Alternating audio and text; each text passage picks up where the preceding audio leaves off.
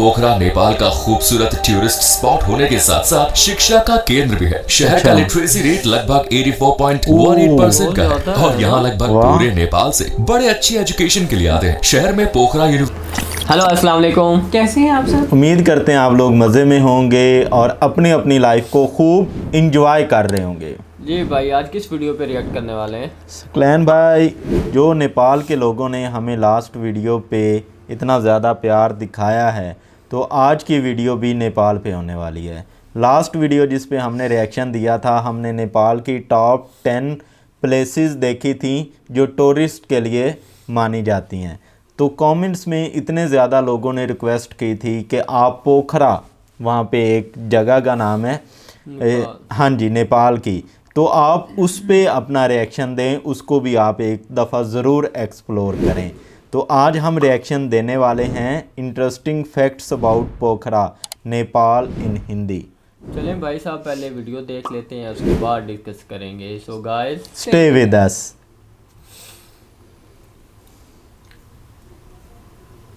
Hello दोस्तों, कैसे हैं आप सब? एक बार फिर से आप सबका स्वागत है आपके अपने चैनल टूरोपीडिया हिंदी पर। आज हम बात करने वाले हैं नेपाल के दूसरे सबसे बड़े शहर की, जो झीलों, तालाबों, पहाड़ों, प्राकृतिक सुंदरता और अपने पर्यटन स्थलों के लिए फेमस है। जी हाँ, बिल्कुल सही पहचाने, हम बात कर रहे हैं पोखरा शहर की। और आज हम जानेंगे यहाँ की कुछ अजीब नियम, कुछ चौंका देने वाली परंपराओं और खास बातों के बारे में। तो देर किस बात की, अपना सीट बेल्ट बांध लीजिए अच्छे से और निकलते हैं पोखरा की शानदार सफर पर। दोस्तों, दक्षिण एशिया का सबसे प्राचीन देश है नेपाल, जो अपने सुंदर नजारे, प्राकृतिक सुंदरता, धार्मिक महत्व और लगभग 5980 फूलों के पौधों की प्रजातियों के लिए पहचाना जाता है। हर तरफ खूबसूरती से सजे इसी देश का हिस्सा है पोखरा, जो काठमांडू के नेपाल का दूसरा सबसे बड़ा नगर है। ये गंडकी अंचल के कास्की जिले की पोखरा घाटी में स्थित है और पहाड़ों, झीलों, मंदिरों सहित बाजारों के लिए दुनिया भर में फेमस है। अगर आप एडवेंचर के शौकीन हैं और किसी ऊंची जगह पर जाकर प्रकृति को महसूस करना चाहते हैं, तो पोखरा आपके लिए बिल्कुल सही है। पोखरा शहर 464.2 वर्ग किलोमीटर के एरिया के साथ नेपाल का दूसरा सबसे बड़ा शहर है, जिसे सबसे खास भी माना गया है। वहीं यहाँ की कुल आबादी करीब 4,76,000 है और खास बात यह है कि पॉपुलेशन के लिहाज से भी पोखरा नेपाल का दूसरा सबसे बड़ा शहर है। नेपाल का ये खूबसूरत सा शहर यूं तो कई धर्मों और जनजातियों का घर है, पर यहाँ की मुख्य जातियाँ बहुन, गुरुंग, क्षेत्री,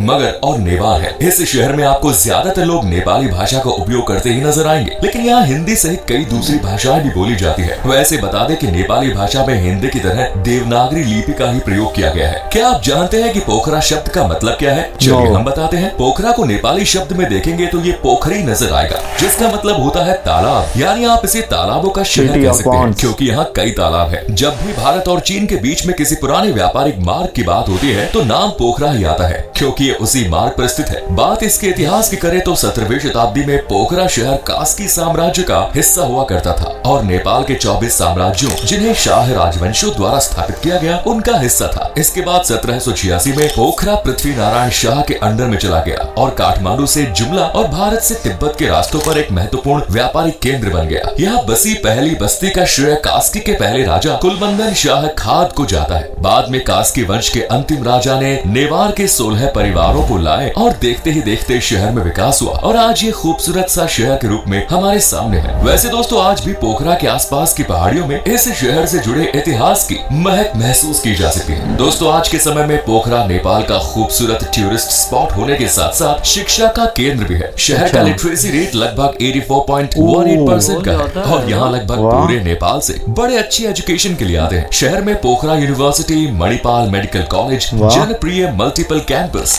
गंडकी बोर्डिंग स्कूल जैसे तमाम शिक्षण संस्थान हैं, जो अपनी फैसिलिटीज और बेहतरीन एजुकेशन के लिए जाने जाते हैं। इसके अलावा पोखरा शहर की मेडिकल फैसिलिटीज भी कमाल है। यहाँ मणिपाल मेडिकल कॉलेज के साथ साथ अस्पताल भी है। सिर्फ यही नहीं, पोखरा में 50 से भी ज्यादा हेल्थ इंस्टीट्यूट है। पोखरा शहर की ज्यादातर आबादी आपको कृषि सेक्टर से जुड़ी हुई नजर आएंगी, जबकि यहाँ स्कूल, अस्पताल, बिजली उद्योग और सर्विस सेक्टर भी एक्टिव है और शहर के लोगों को रोजगार देने के साथ साथ देश की जीडीपी में भी योगदान देते हैं। वहीं पर्यटन सेक्टर की बात करें तो इसे जीडीपी के मामले में आप पोखरा ही नहीं पूरे नेपाल की बैकबोन मान सकते हैं। पोखरा के लोग दोस्तों बड़े ही शांत, हेल्पफुल और लविंग नेचर के होते हैं। ये अगर एक बार किसी के साथ दोस्ती कर ले तो उसे जिंदगी भर निभाने की हिम्मत रखते हैं और अपने धर्म, संस्कृति, परंपराओं को लेकर भी ये बड़े भावुक होते हैं। इन्हें भगवान में हद से ज्यादा विश्वास होता है और शगुन अपशगुन को ये कुछ ज्यादा ही मानते हैं। वैसे नेपाल की लड़कियां बेहद ही खूबसूरत होती है और यहाँ भी सबसे ज्यादा सुंदर लड़कियां काठमांडू के बाद पोखरा शहर की होती है। इनके काले काले बाल, गोरी गोरी स्किन और नशीली आंखें किसी को भी दीवाना बना दे। ये वो जमाना है जब दुनिया भर में शादी से पहले ही लड़का लड़की एक दूसरे से मिल लेते हैं, बात कर लेते हैं और तो और लिविंग में रहकर एक दूसरे को समझ भी लेते हैं कि क्या वो उनके लिए सही है, क्या वो दोनों एक दूसरे के साथ जिंदगी बिताएं। लेकिन पोखरा में परंपराओं को इतना माना जाता है कि यहाँ आज भी 90% दूल्हा दुल्हन को शादी से पहले एक दूसरे को मिलने तो दूर देखने तक की परमिशन नहीं होती।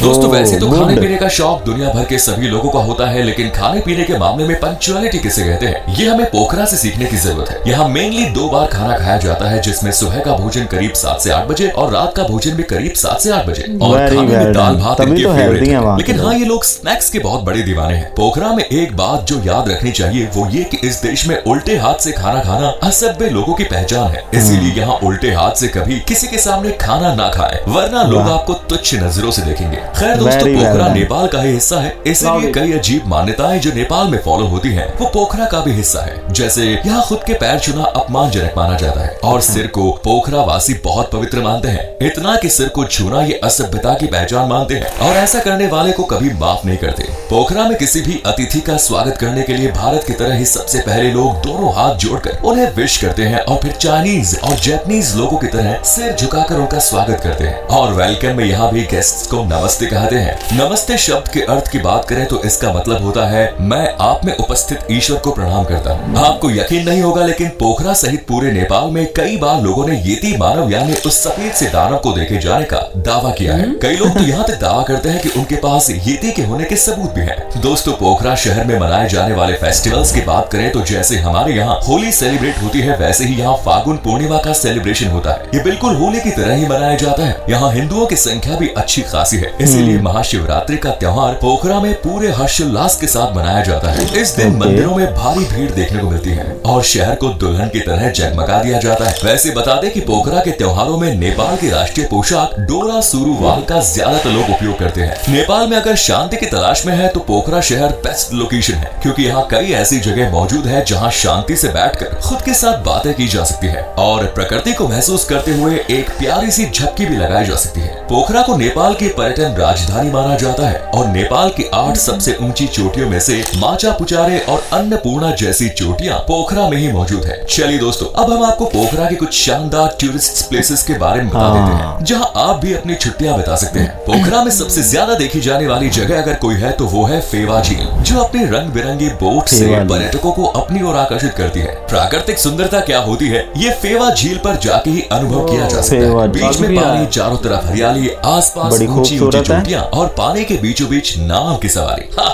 मजा आ जाए। और तो और लेक के द्वीप पर ताल बाराही मंदिर। पोखरा की सैर किसी धार्मिक स्थल के साथ करनी है तो ताल बाराही मंदिर सबसे सही जगह है। माँ दुर्गा को समर्पित ये एक झील मंदिर है जो कास्की जिले में पड़ता है। इस मंदिर को विजिट करना इसलिए भी जरूरी है क्योंकि ये हिंदू नेपाली संस्कृति का बेजोड़ नमूना है, जिसे 14वीं शताब्दी में बनाया गया था। ये चारों तरफ से झीलों से घिरा हुआ है, जिस वजह से मंदिर की खूबसूरती कई गुना बढ़ जाती है। झीलों के इस शहर की तीसरी सबसे बड़ी झील है रूपा ताल झील, जो पोखरा घाटी के दक्षिण पूर्व में स्थित है और ताजे पानी के लिए पहचानी जाती है। दुनिया की भागदौड़ से दूर इस झील के पास आने वाला हर शख्स यहाँ आकर खुद को बेहद हल्का महसूस करता है। इस झील को लोग अक्सर शांत झील भी कहते हैं क्योंकि यहाँ गजब की शांति फील होती है। बौद्ध पैगोडा शैली का स्मारक पोखरा शांति स्तूप पोखरा की अनाडू पहाड़ी पर मौजूद है, जिसे पर्यटन का आकर्षण केंद्र माना जाता है। दोस्तों, शॉपिंग लवर्स को अगर इतिहास की भी एक नजर देखने को मिल जाए तो मजा आ जाएगा। ऐसा ही कुछ मिला जुला संगम पेश करता है पोखरा का पुराना बाजार, जो अपने रहस्यमय गलियों के लिए और शानदार नई पुरानी चीजों के लिए हर वक्त पर्यटकों की विजिट लिस्ट में बना है। यहाँ आप फल, सब्जियां, कपड़े, मेकअप, हैंडीक्राफ्ट्स और घर में सजाने वाली कई चीजें खरीद सकते हैं। गोरखा आर्मी का पोरखा और नेपाल के लिए क्या कंट्रीब्यूशन रहा है ये तो आप सभी जानते होंगे और उन्हीं की याद और शहादत में बना है गोरखा मेमोरियल म्यूजियम, जो आज भी उनको ट्रिब्यूट देता है। इस म्यूजियम में आपको गोरखा सैनिकों से जुड़ी हर छोटी बड़ी चीज देखने को मिल जाएगी। आपको बता दें कि गोरखा सैनिक बाद में भारत की सेना में शामिल हुए और अगर आप गोरखा सैनिकों को करीब से समझना चाहते हैं तो आपको गोरखा मेमोरियल म्यूजियम जरूर विजिट करना चाहिए, जिसकी टिकट सिर्फ 100 से 200 रुपए है। अगर आप कैमरा लेकर जाते हैं तो अलग से 20 रुपए पे करने होंगे। इसके अलावा आप शहर में गुप्तेश्वर महादेव गुफा, विंध्यवासिनी मंदिर, सेठी गंडकी नदी और डेविस फॉल जैसे शानदार नजारे पर्यटन स्थल देख सकते हैं। यकीन मानिए पोखरा शहर की एक बार यात्रा करने के बाद आप बार बार इस शहर में जाना चाहेंगे। अब आपको हम शहर में पहुंचने तक का रास्ता बता देते हैं। पोखरा में बेशक एयरपोर्ट है जिसे पोखरा एयरपोर्ट कहा जाता है, लेकिन यहाँ के लिए आपको पहले काठमांडू के त्रिभुवन इंटरनेशनल एयरपोर्ट पहुंचना होगा, क्योंकि पोखरा के लिए डायरेक्ट फ्लाइट नहीं है। काठमांडू से 40 मिनट में आप फ्लाइट के जरिए पोखरा पहुंच सकते हैं, या फिर 6 से 7 घंटे तक का रास्ता तय करके बस, टैक्सी या किसी दूसरे व्हीकल से भी पोखरा आ सकते हैं। लेकिन टाइम बचाना है तो फ्लाइट ही बेस्ट ऑप्शन है। बाकी आप ट्रेन का ख्याल दिल में लिए बैठे हैं तो आपको बता दें कि यहाँ रेलवे नेटवर्क नहीं है। बाकी बस की सवारी आपको गोरखपुर वाराणसी से काठमांडू के लिए मिल जाएगी, जहाँ से पोखरा पहुँचने के तमाम साधन हैं। पोखरा विजिट करने का सबसे अच्छा समय दोस्तों सितंबर से नवंबर के बीच है। इसके अलावा मई की शुरुआत में भी यहाँ जाया जा सकता है, वरना दिसंबर जनवरी में तो यहाँ इतनी सर्दी होती है कि आप घूमना तो दूर रजाई से बाहर निकलना भी भूल जाएंगे। उम्मीद है पोखरा से जुड़ी ये बातें और शहर आपको पसंद आया होगा, इसलिए वीडियो को लाइक करके चैनल को सब्सक्राइब करें और बेल आइकन को प्रेस करें।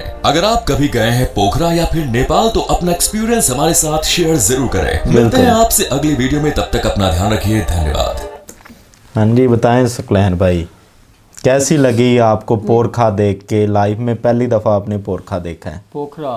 पोखरा सॉरी जी, पोखरा काठमांडू मतलब ये नेपाल का दूसरा बड़ा शहर है। हाँ जी, काठमांडू के बाद ये सबसे बड़ा शहर है। और यहाँ की वो जो माउंटेन से घिरा हुआ, इसके अलावा तालाब और माउंटेन से घिरा हुआ एक सिटी है और जन्नत नुमा सिटी है। इसमें भाई साहब इतनी कमाल की जो विज़िट करने के लिए जगहें दिखाई हैं उन्होंने। हाँ जी, तो वो तो भाई अगर हमें लाइफ में कभी मौका मिले तो हम सितंबर से नवंबर के दरमियान में जाना चाहेंगे, क्योंकि पाकिस्तान में दिसंबर में पाकिस्तान में भी काफ़ी ठंड होती है, तो नेपाल का और पाकिस्तान का मौसम लगभग मिलता जुलता है। दिसंबर में हम भी रज़ाई से बाहर नहीं निकल सकते, और ये बता रहे हैं नेपाल में दिसंबर में बहुत ठंड होती है। बाकी वहाँ पे वो जो एक मंदिर दिखा रहे थे तालाब के ऊपर बनाया गया, फिर एक वो उन्होंने पुराना सिटी हमें दिखाया, वो मुझे बड़ा पसंद आया, बड़ा ज़बरदस्त है। और उन्होंने यहाँ की वो एक दो चीज़ें बताई हैं कि अगर आप लेफ़्ट हैंड से सुकलैन भाई खाते हैं तो लोग आपको क्या कहेंगे, घूरती नज़रों से देखेंगे। मतलब एटिकेट्स पोखरा के लोगों में बहुत पाए जाते हैं। जी बिल्कुल, जापान और चाइनीज़ की तरह वो झुक कर उसको लोगों का देते हैं, इस तरह से वेलकम करते हैं। और यहाँ पे जो फ्लावर्स की उन्होंने दिखाई कितनी किस्में हैं, 5980 समथिंग उनकी जो है किस्में फ्लावर्स की यहाँ पे पाई जाती हैं। मेरे ख्याल में ये एक्सपोर्ट भी करते होंगे पूरी दुनिया में। और वहाँ के लोग तो अच्छे हैं ही हैं, क्योंकि हमने इस चीज़ को विटनेस किया अपने कमेंट्स बॉक्स में। जी जो बहुत प्यारे कमेंट्स करते हैं यार, उसके लिए आप नेपाल के लोगों को भाई साहब हम सैल्यूट करते हैं, दिल से प्यार आप लोगों के लिए।